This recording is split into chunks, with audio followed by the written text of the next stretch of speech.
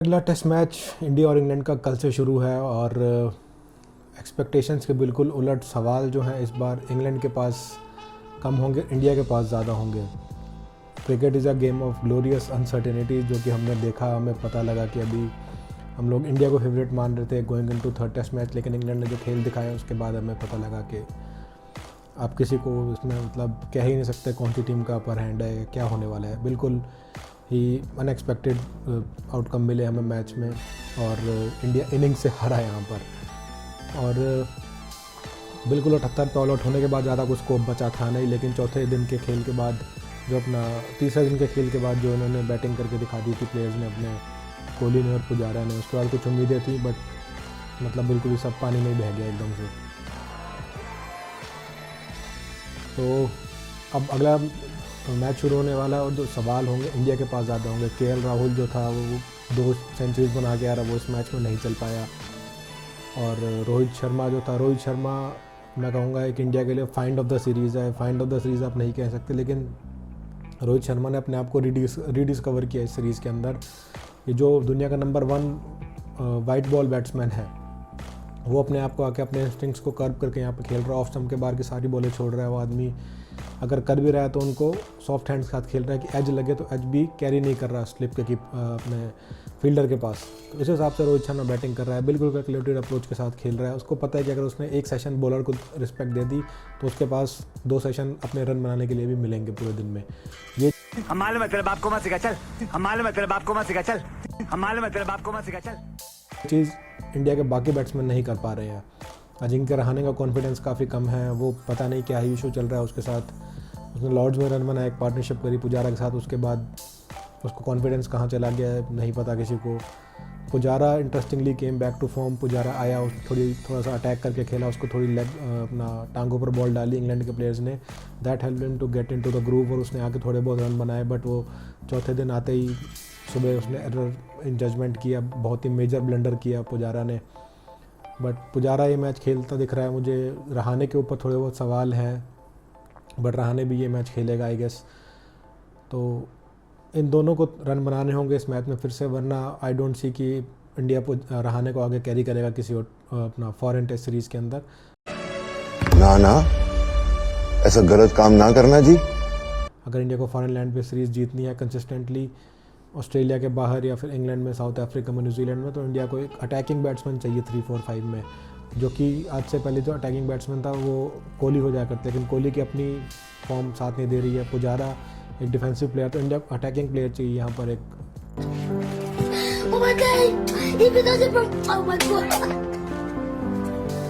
ऋषभ पंत नीचे बैटिंग करने आता है, इसलिए थोड़ा सा जो मिली जुली बैटिंग करे, रन बनाए, स्ट्राइक को रोटेट करे। रहाणे को कॉन्फिडेंस ही नहीं है। रहाणे जब फुल फॉर्म में होता है तो वो चौके छक्के आराम से मारता है, इजीली बाउंड्रीज अचीव कर लेता है। बट अभी since Rahane is out of form तो इंडिया को प्रॉब्लम फेस करनी पड़ रही है अभी। और इसके बाद बात करें अगर कोहली की, तो कोहली को यार तुम्हें पता ही है कि टीम सिलेक्शन को लेके कितने सवाल थे, कितने लोगों ने उसको क्या कुछ बोला, और उसका एक ही जवाब होता है, आपको पता है। तो कोहली जो है, कोहली को टीम सिलेक्शन के ऊपर पहले फोकस करना पड़ेगा। सबने कहा कि लास्ट मैच के अंदर ईशांत शर्मा को खिलाया, Ishant Sharma was not looking very fit, he was not convinced about, जो जिस रनअप से अपनी बॉलिंग करने आ रहा था वॉज गिविंग इज 100%। और नया बॉल भी दिया उसे बार बार, बट वो कुछ कमाल नहीं कर पा नए बॉल के साथ। 6 साल मॉस्को, पैसा बर्बाद बहन चोद। दिक्कत यह कि इंडिया के पास कोई swing ball, out and out swing bowler नहीं है जो हवा में स्विंग करा पाए। टू एन एक्सटेंट आप सिराज को कर सकते हो, लेकिन सिराज भी वॉबल सीम से बॉलिंग कर रहा है, इसलिए दिक्कत आ रही है इंडिया के पास कोई स्विंग बॉलर नहीं है। सीम पे बॉल डालते हैं और सीम से मूवमेंट होती है, तो इंडिया के सारे फास्ट बॉलर ऐसे ही हैं।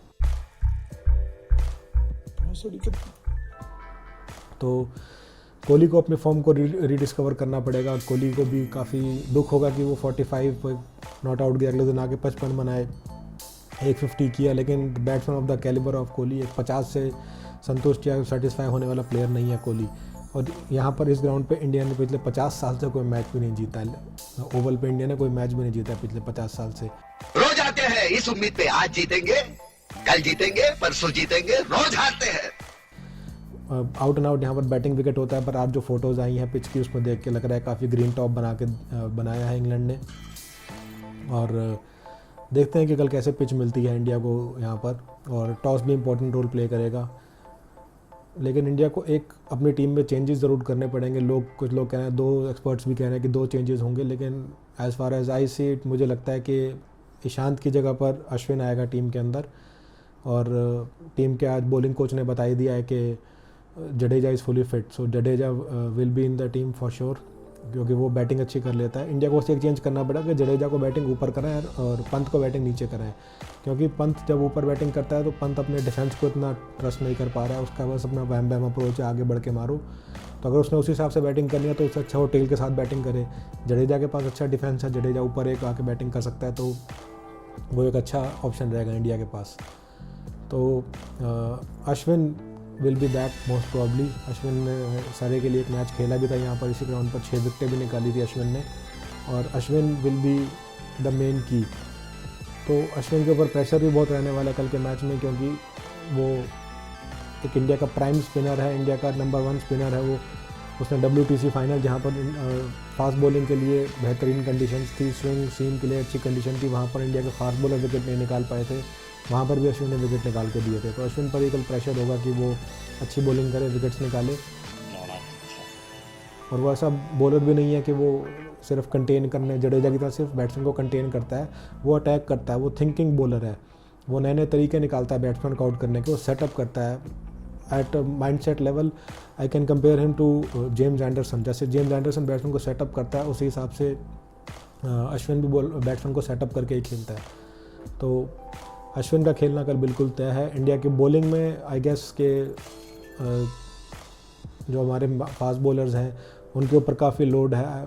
आई होप कि उनकी इंटेंसिटी में या उनकी पेस में कोई कमी ना आए, क्योंकि जब भी कोई 5 मैचों की सीरीज़ होती है, अगर आप देखो तो 5 मैचों की सीरीज़ जो होती है वो बहुत अनकॉमन हो चुकी है आज की डेट में, मॉडर्न डे क्रिकेट में नहीं होती है। तो सिर्फ एशेज़ ही है जो रेगुलरली होती है, तो उसके अंदर भी अपने बॉलर्स को रोटेट कर करके के, इंग्लैंड हो चाहे ऑस्ट्रेलिया हो, अपने बॉलर्स को रोटेट करके खिलाते हैं, फास्ट बॉलर्स को पर्टिकुलरली, क्योंकि workload management becomes an issue for them.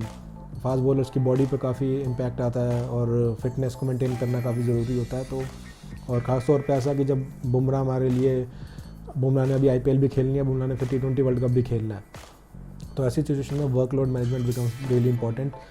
तो फाइनल मैच में शायद कोई चेंज हो या नो, लेकिन कल के मैच में उनको पता है they will go for the kill. एक out and out batting wicket होता है ओवल का, और पिछली बार भी जब यहाँ पर खेले थे तो पंत की एक सेंचुरी थी, यहाँ पर KL राहुल का 149 था। तो इंडिया के लिए पास एक हैप्पी हंटिंग मेमोरीज होंगी। Although India lost that match, but यहाँ तक आते आते वो फाइनल मैच भी डेड रबर ही था, लेकिन इस बार डेड रबर नहीं है, ओवल में ये मैच है। इस अगला मैच मैनचेस्टर में होना है, तो दोनों ही मैच काफ़ी इंपॉर्टेंट रहेंगे टीम इंडिया के लिए। मोमेंटम जो था, मोमेंटम में शिफ्ट हो गया है। मोमेंटम जो पहले इंडिया के साथ था वो इंग्लैंड के साथ है। तो इंडिया की टीम ऐसी टीम है जो कि जब ज़मीन पर लगी होती है तो उठ के खड़ी हो जाती है। इन्होंने ऑस्ट्रेलिया में भी ये काम करके दिखाया है, और उससे पहले साउथ अफ्रीका में भी किया था कि बिल्कुल सीरीज़ हार चुके थे, लेकिन तीसरे मैच के अंदर टीम एकदम राख से खड़ी हुई और इन्होंने अपना साउथ अफ्रीका को ही मैच हराया था। तो आई डोंट सी कि कोई ऐसा रीज़न हो, बड़ा रीज़न, कि इंडिया ये सीरीज़ को कल बराबर तो कर ही चुका है। मतलब इंग्लैंड ने एक्चुअली बराबर किया, इंडिया सीरीज़ को ना जीत पाए, बट यही पटक के चोट देंगे, चल निकल मार कर।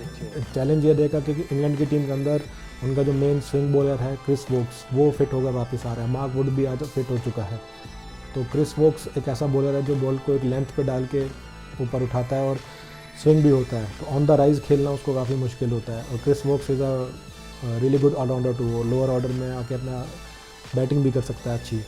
तो क्रिस वोक्स की वापसी इंग्लैंड के लिए एक बहुत बड़ा, एक उनके लिए हौसला अफजाई होगी कि उनकी टीम में एक ऐसा चैंपियन खिलाड़ी वापस आ रहा है, क्योंकि जो रूट के पास अभी इस टाइम पर सपोर्ट के लिए ज़्यादा खिलाड़ी है नहीं, क्योंकि वो उनके पास या तो जॉनी बेयरस्टो है या फिर बटलर है। तो Woakes is a senior player जो कि एंडरसन के साथ मिलकर अच्छा उनको एक पार्टनरशिप में बॉलिंग कर सकता है, और अगर वुड भी आता है तो that will be really good. तो इंडिया के लिए ज़्यादा चैलेंजेस रहेंगे इस मैच में।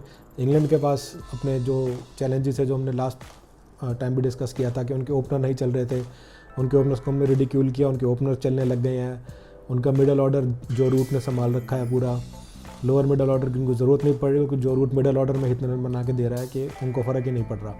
बॉलिंग उनकी सॉर्टेड है, क्योंकि बॉलिंग में उनके पास एंडरसन है, अब वोक्स भी आ गया तो उनकी बॉलिंग काफ़ी स्ट्रॉन्ग हो गई है। Off!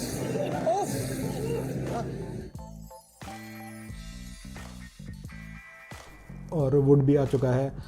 वुड भी का अगर कल खेलता है तो उनकी एक जो बॉलिंग है उसको एक नई डायमेंशन मिलेगी।